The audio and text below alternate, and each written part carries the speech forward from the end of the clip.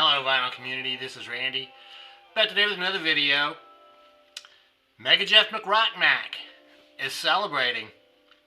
Yeah, MegaJeff is celebrating 1,000 subscribers.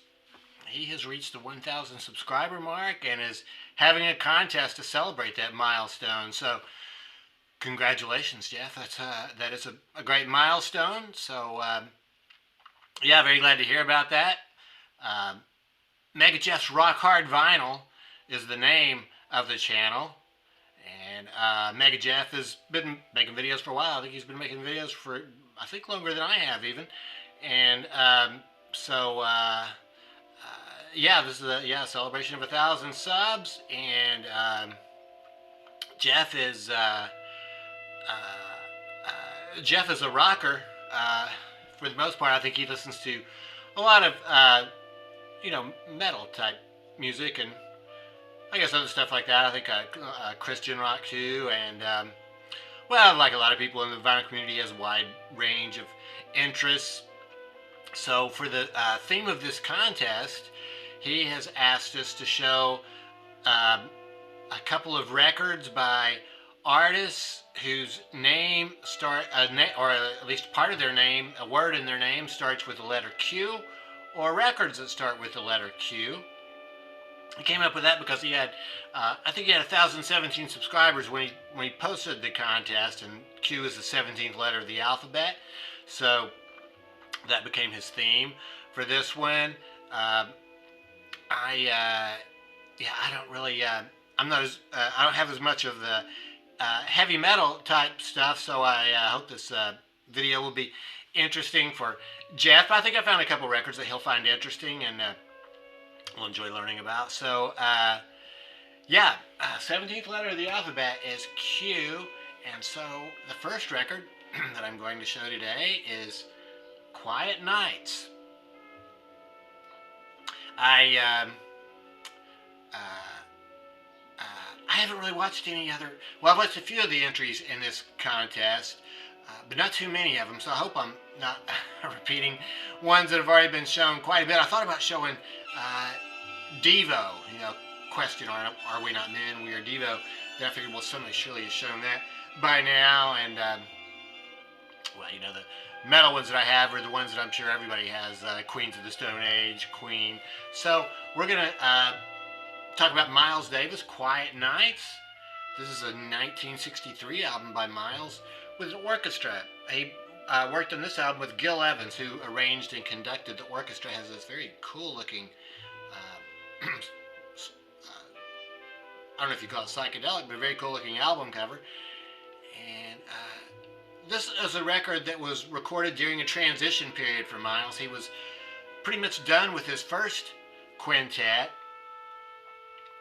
but he had not, first famous quintet, the one with John Coltrane and Philly Joe Jones on drums, Paul Chambers on bass, and Red Garland, I think, on piano. And was forming his second band, but he had not totally formed that band yet. So he was working with Gil Evans and a big band on this one. They started working on it in 1962, before the Bossa Nova craze really hit. The Bossa Nova craze in the United States hit big when Stan Getz recorded his album with Joao Gilberto. They started working on this in 1962 and worked on it for 2 or 3 years, and I guess they were just never able to really quite finish it. Finally, in 1963, Teo Macero, the producer of the album, put together the songs that he'd recorded with Gil Evans and added one more song, which was for Summer Night. Summer Night. On that one, it was just a small quintet that he was working with, but it wasn't the famous quintet. This was the one where he had George Coleman playing tenor sax, Victor Feldman on piano. Ron Carter was the bass player, so he had picked him up by then, and Frank Butler on drums. So really some completely different people from what he got for his second famous quintet. Evidently, Miles was not happy with Teo Macero for completing this album without his input and putting it out I guess it was a record label thing that they had to put it out, and the album is only like 25 minutes long. It was really very short. I think it's probably one of the shortest Miles Davis albums that I have. I think it's really good though. I like this type of bossa nova music. Maybe we're hearing some in the background. This is a mono record, so we are hearing the. Can you tell it's mono? We're hearing the mono record player right now. So yeah, 1963, Quiet Nights by Miles Davis. He the title Quiet Nights. I think he probably got it from the song Corcovado, which Astrid Gilberto sang. Corcovado, I think, starts out with the line Quiet Nights of Quiet Stars. It's a really beautiful song. I would highly recommend Astrid Gilberto to you if you've never heard any of her music. She was a female vocalist from the, well, I mean, she may even still be around. I think, if I'm not mistaken, I think her daughter may also be a singer. I was in a record store once and I heard some music playing. I thought it was Astrid, but I think they told me that it was actually her daughter who had released that record. So my next Q record is another Quiet record, Quiet Village, The Exotic Sounds of Martin Denny. Martin Denny was a piano player who, I guess he was in the Army Air Corps in World War II and ended up in Hawaii. In Hawaii, he was playing at a place down there, I guess around a pool, and with a small band, and they did popular songs of the day.